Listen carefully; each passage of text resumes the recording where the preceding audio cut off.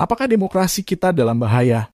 Pertanyaan itu menjadi pembuka dalam buku yang ditulis oleh dua ilmuwan politik dari Universitas Harvard bernama Stephen Levitsky dan Daniel Ziblatt yang berjudul How Democracy Die pada tahun 2018.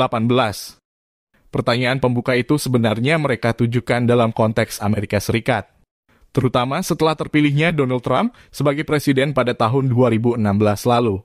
Dengan mengesampingkan apa yang terjadi di Amerika Serikat, mereka mengulas catatan sejarah mengenai matinya demokrasi di sejumlah negara, terutama pada saat Perang Dingin.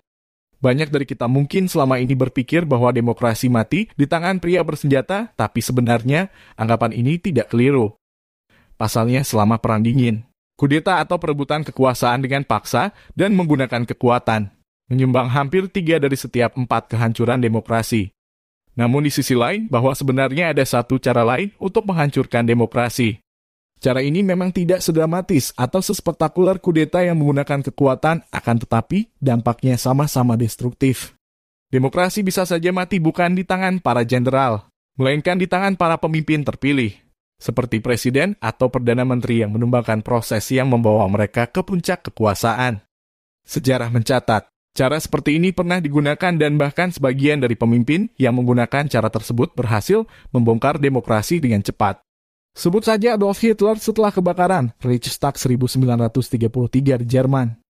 Namun, lebih sering cara tersebut mengikis demokrasi secara perlahan. Dalam langkah-langkah yang nyaris tidak terlihat. Beginilah demokrasi sekarang mati. Kediktatoran yang terang-terangan dalam bentuk fasisme, komunisme, atau kekuasaan militer telah menghilang di sebagian besar dunia. Sejumlah negara di mana para pemimpin terpilih telah menumbangkan lembaga-lembaga demokrasi, seperti Venezuela, Georgia, Hongaria, Nicaragua, Peru, Filipina, Polandia, Rusia, Sri Lanka, Turki, dan Ukraina. Jika dalam kudeta indikasi perebutan kekuasaan dan penghancuran demokrasi tampak jelas di depan mata.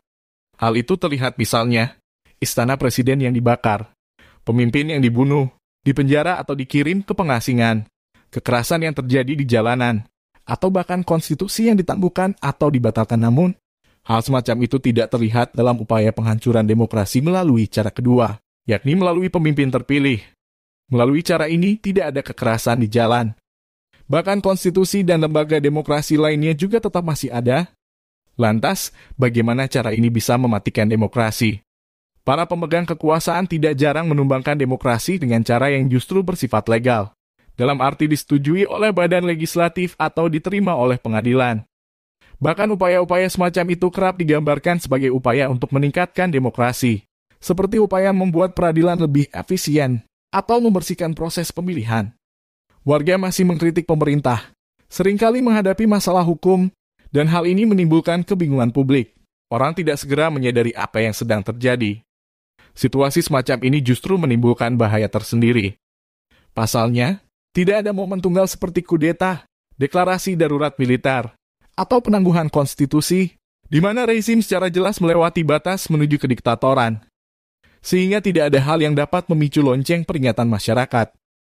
Merujuk pada ilmuwan politik terkemuka kelahiran Jerman bernama Johann Linz.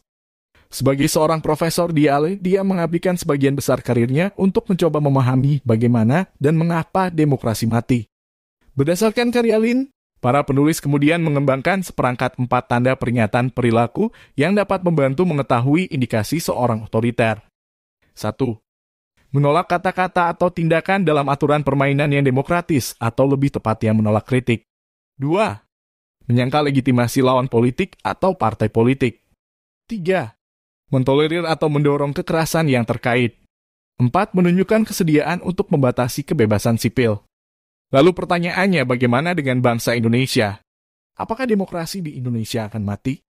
Berikan pandangan kalian di kolom komentar apakah tanda-tanda hilangnya demokrasi di Indonesia telah muncul.